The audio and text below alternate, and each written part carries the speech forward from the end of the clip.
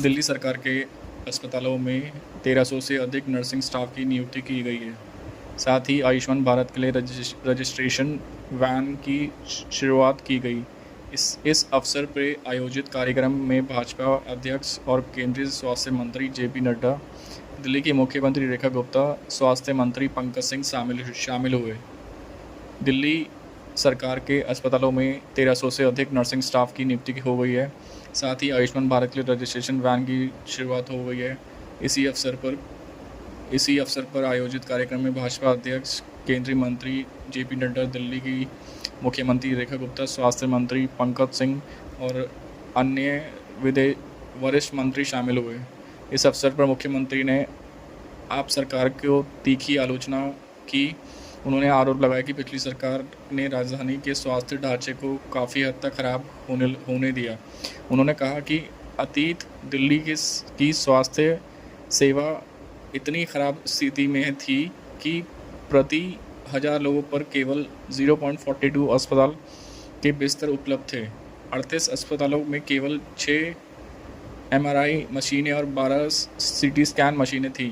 दवाओं की कमी के कारण अक्सर मरीजों को वापस भेज दिया जाता था। सीएम रेखा गुप्ता ने मोहल्ला क्लिनिक पहल के तहत भ्रष्टाचार का भी आरोप लगाया। उन्होंने दावा किया कि दवा खरीद और अस्पताल निर्माण का भ्रष्टाचार था। 22 अस्पतालों की घोषणा की गई थी, जो कभी पूरा नहीं हुआ था।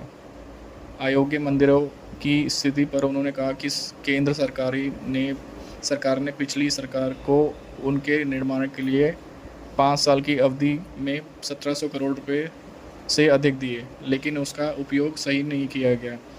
गुप्ता ने कहा कि अब यह सुनिश्चित करना जिम्मेदारी है कि सभी 1150 आरोग्य मंदिर पूरे हो जाएं। उन्होंने कहा कि 34 आरोग्य मंदिरों का उद्घाटन पहले ही हो चुका है। इसी महीने कई और मंदिर खोले जाएंगे। उन्होंने कहा, हमारी योजना हर महीने 100 आरोग्य मंदिर खोलने की है। अगले साल मार्च तक 1150 मंदिरों को पूरा करने का लक्ष्य है। दिल्ली के स्वास्थ्य मंत्री पंकज सिंह ने नियुक्त कर्मचारी को संबोधित करते हुए कहा कि शहर के स्वास्थ्य सेवा प्रणाली को मजबूत करने में उनका योगदान महत्वपूर्ण होगा। उन्होंने कहा कि ये नर्स और स्टाफ राजधानी में एक नई और मजबूत स्वास्थ्य सेवा ढांचे की रीढ़ बनेंगी। सिंह ने यह भी कहा कि दिल्ली में आयुष्मान भारत के तहत करीब 4 लाख लोगों को पंजीकृत किया जाता है, जिसमें 70 से अधिक वर्ष के 2 लाख से अधिक वरिष्ठ नागरिक शामिल हैं। उन्होंने कहा कि इस योजना के तहत 2258 मरीज इलाज करा चुके हैं। भाजपा अध्यक्ष, केंद्रीय स्वास्थ्य मंत्री जेपी नड्डा ने